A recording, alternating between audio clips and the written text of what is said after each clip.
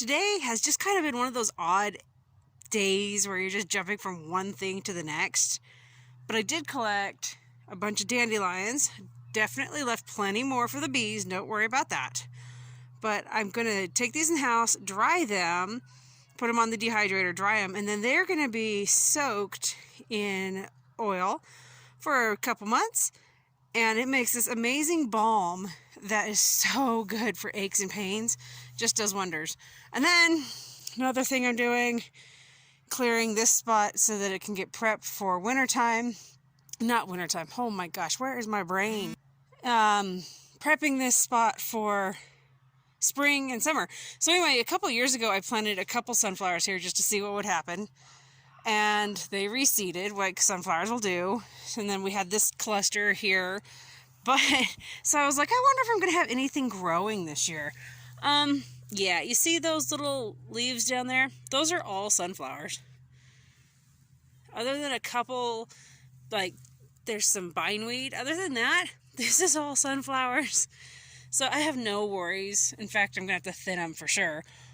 But Sunflower City, I love sunflowers. I'm like the sunflower lady, so it doesn't bug me. The goats are going to get spoiled here shortly because I'm ripping the rest of this out. And the goats love chewing on them. I'll take the seeds though, and our property over there on that side, I'm going to go sprinkle a bunch more seeds along the ditch. They probably won't grow this year, but they will take off the following year. It's that time of year where we're mowing, getting rid of grass clumps, stuff like that. So I give the goats these clumps of grass. What Piglet's working on here. Get a good view of you. There we are. Anyway, they'll tear it apart, and then they'll crunch it down here in their pen. I just come back through, rake and shovel out their pens, and it goes out to the garden. Yeah, good. And then I just turn around and I'm reusing it. But these goats, they'll take care of those clumps. And if they're not able to break it all up, I just beat it up with a shovel and finish it for them. Something else that we do that's not very popular among a lot of goat owners and livestock owners is we do feed grass clippings.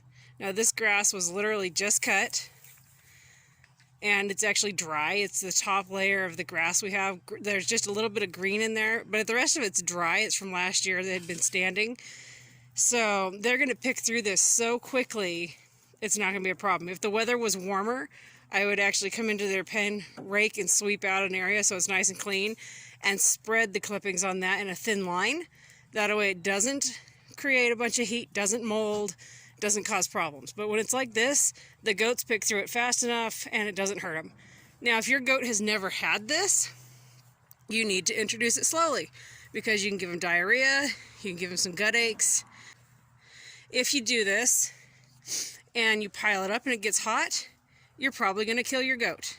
Goats are said to eat everything. They'll nibble at a lot of amazing things, but they don't actually eat everything, and they should not eat everything. And it's like somebody else tell you, well, you know, you can feed your goat moldy hay. I can't tell you how many people offer us moldy hay to get it off their hands. That's the fastest way to kill a goat. Mold is so bad for animals, but goats, it's terrible. So anyway, if it was hot, I would have thinned it out. But it's not. We're only sitting at 52 degrees right now, and they are picking through it very, very quickly, and I'm not giving them a large amount. I'm only mowing a small area and giving it to them, so they will be just fine. Also, if your goat has never had this, don't feed it to them on an empty stomach. You want them to pick through it slowly. Goats can easily choke when they're in a hurry, and this is something that they can choke on. But these guys, thankfully, have been doing this for so many years with them, and then they had had a meal before this, so this is kind of a treat. So even though they're picking at it, they are going pretty slow, and they shouldn't choke. But I do make it a point to be out here when I'm doing this, regularly stand here and watch and listen, watch them for signs of any choking. Yeah, it could happen while I'm mowing the grass or I'd stepped away, but you can usually tell pretty quickly if they're going to be in a hurry and start to choke. So Hazel here has herself a big old pile of dry grass clippings that she's picking through. It'll keep you busy for a little while, huh, kid? Oh, okay.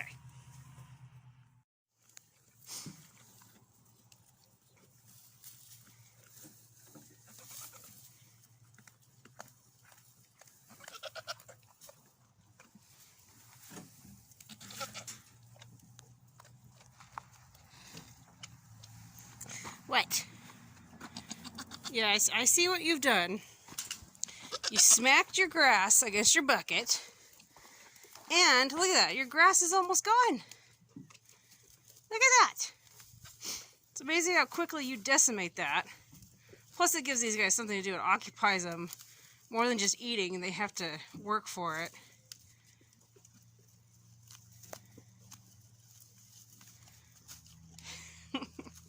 Alright, I'll go see if I can find you some more. It's not that hard. I got a lot that's still grown from last winter. Well, the fastest way to get the attention of all the goats is bringing them a wheelbarrow full of grass. This is all clumps and things that I pulled out of some beds from last fall. So, shovel loads of goodies. You ready for some, Miss Aurora? Alright. I just tossed that clump right there to Nikki. And earlier, when I had her on video, there was a couple clumps down here. She has totally annihilated them. The one thing about when I do this for the goats is the next day I always have to make sure that their waterers are clean, because I see she's dunked some stuff in her waterer. Piglet has banged hers around and knocked things into it. I keep picking them up and they keep knocking them around, which is fine. They will be fine tonight. It gives them something to occupy themselves this evening. Trying to steal hers, huh? Are you being greedy? You're being greedy. You're not a snake. Barbara, really? Goofy, goofy goats. Hey!